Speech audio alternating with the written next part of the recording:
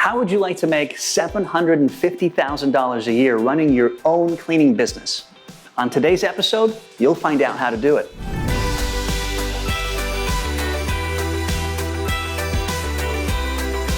On this episode, we'll be interviewing Austin Miller, who started Spruce Clean out of a necessity when he lost his job. And in less than 3 years, it's grown from a one-man operation to a 20-people multi-state cleaning empire. And he's also on track to break $1 million in the next year. I started with dollars, literally dollars. This year, I think we're on track to do close to $1 million. What are the profit margins that you're shooting for? Spruce Clean is also one of the highest rated cleaning services in Seattle. They've got a record number of positive reviews on Yelp, and they've more than doubled their revenue in the last 2.5 years. We're just so busy with Yelp and Google's even new. We used Yelp for the first 1.5 years. We've done 12 to 17,000 in one day. An average cleaning business makes $50,000 to $70,000 a year, so his earnings are phenomenal. He's going to share secrets about the amazing growth, how much it took for him to get started in the business, what he's doing to continue the growth. If you want to start a cleaning business, do it tomorrow. His tips will help any business owner in any industry, so make sure you stick around for this episode, like this video, subscribe to our channel, and let's go say hi to Austin.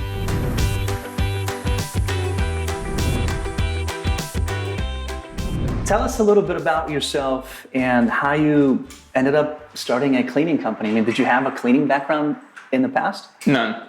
Okay. So we started as home remodelers, lost our jobs just due to the economy. And we had a couple clients from home remodeling that needed their house cleaned. They asked me. A year later, hired him as my first hire. And then from word of mouth, we grew 367 times in the last 2.5 years. 367 times. Yeah. One of the fastest growing cleaning services out in Seattle. Did you ever see the potential of cleaning? I mean, when you were remodeling houses? Not when I was remodeling houses, but when I got into the market, I already knew from the get-go there was a huge untapped market. You just needed a little good customer service and a good cleaning service, and you could do it.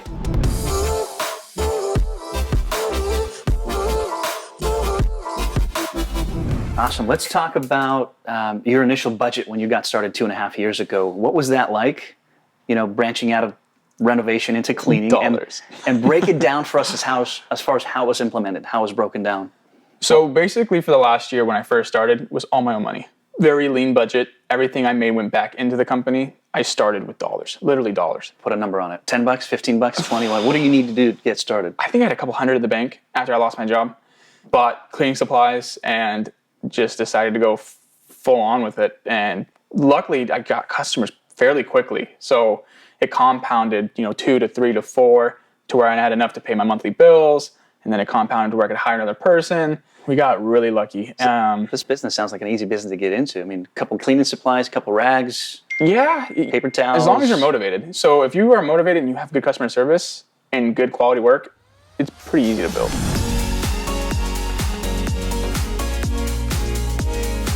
Let's talk about your first year revenue, what you're on track to do this year, maybe 2021 if you have projections. Sure. And what's the secret to that phenomenal growth? So first year was $96,000.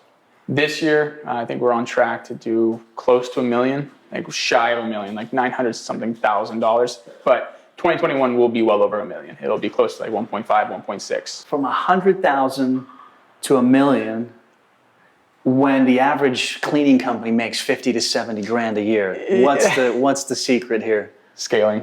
Again, they always drive me to stop saying yes. I just always say yes. And I think that's just kind of got us to a large staff with a huge clientele. And again, we're just not greedy. I'll take the 45% and go from there. I'm happy with that. I'll take 45% of 1.5. And there's still a huge market to fill. Oh, there are so many clients looking for. If you want to start a cleaning business, do it tomorrow. I'm not even worried. Yeah, you'll have your own there's clients. No competition. Everyone can eat in this industry. Seriously.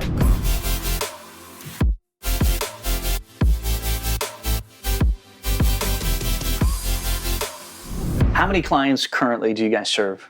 About 450 a week.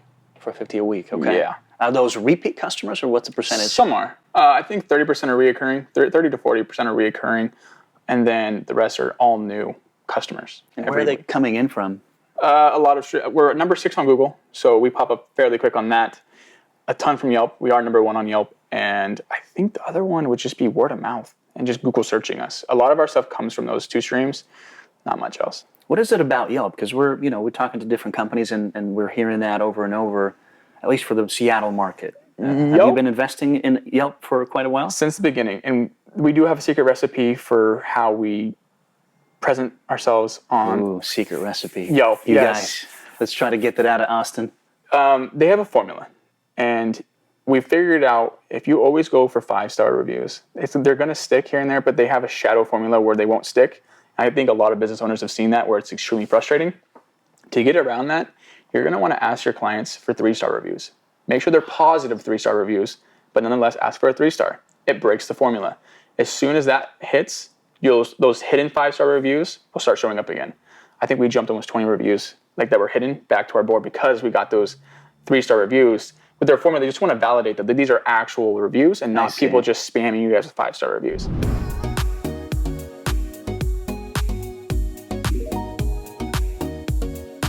How do you decide on pricing and estimates? Do you charge for that? Can you walk us through a little bit? So that's actually where we stand out hugely, is we actually designed our own formula and a pricing calculator on our website that you don't need to do an estimate with us. It gives you an exact price based on the size of your home, based on the rooms in it, and what extras you want. So it gives you the booking summary, what you're paying for each room, and it allows you to customize your clean based on those rooms.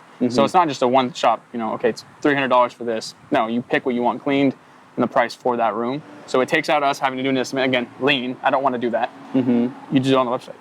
So it gives them a quick price within minutes. What are the profit margins that you're shooting for? What's a sweet spot for you to be in? 45%. Okay. We actually pay our staff the highest in any state per hour. And we're still taking home a 45% margin of profit. So that's a sweet spot. That's a sweet spot. Okay. Not too greedy. Industry-wise, a little lower in general? Yeah, just because in our industry, people pay their staff a lot less. But again, it's hard work, and we want to make sure that our staff's getting compensated fairly, if not well. So we just take a little bit off the side.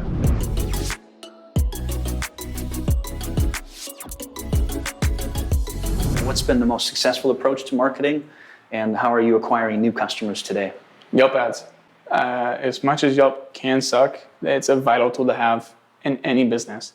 We put a lot of money into our Google ads, and we put a lot of money into our Yelp ads. Aside from that, there isn't much marketing else we do. What's your marketing budget per month at this point? It's about $2,000. $2,000? That's about it, yeah. For a business that's going to do close to $1 million in revenue, we run very lean. With a $2,000 marketing budget. That's amazing. Yeah. What did you start with though when you were at $100,000 a year?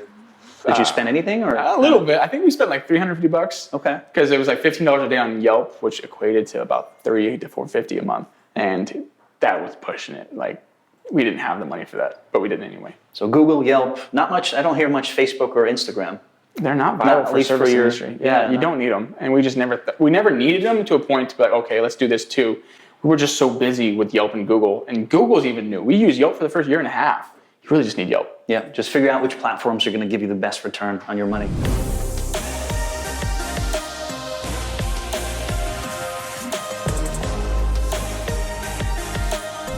Let's talk about your daily, weekly, monthly expenses. What does that look like? I mean, how much are you spending? We have none. The only expense we have at our business is our lease and marketing. That's it? The only overhead we have is our cleaners, but it's a direct profit margin on each job they do anyway. The only overhead, again, is a lease, any marketing we do, and then my admin staff in office. So what are you at monthly then? With what do you have? A couple grand, 10,000, 20,000? I think like for Spruce cleaning expenses in general, 6,000. 6,000 a month. Okay. Can you break that down to us? Yeah, I would probably say. What's the biggest expense? Actually, you know what? I take that back. It would be about 8,000 or 9,000 because our admin staff takes up a lot of that. Okay. And then about 2,000 to 3,000 for Google and Yelp ads. That's about it. What's a good day for spruce cleaning?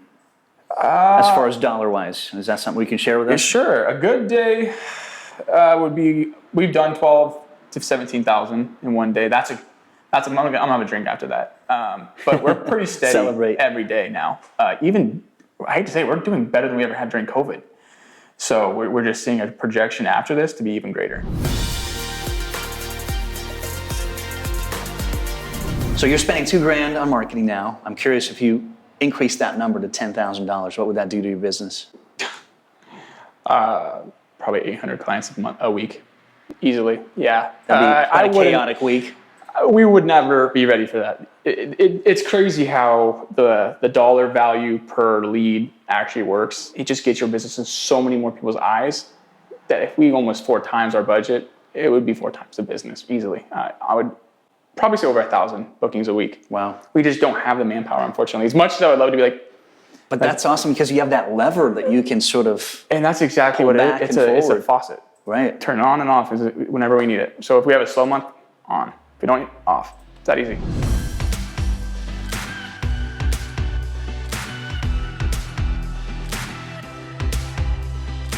Okay, if I gave you $100 today, or our viewers who want to start a cleaning business, we gave them $100. How would you recommend they use that $100?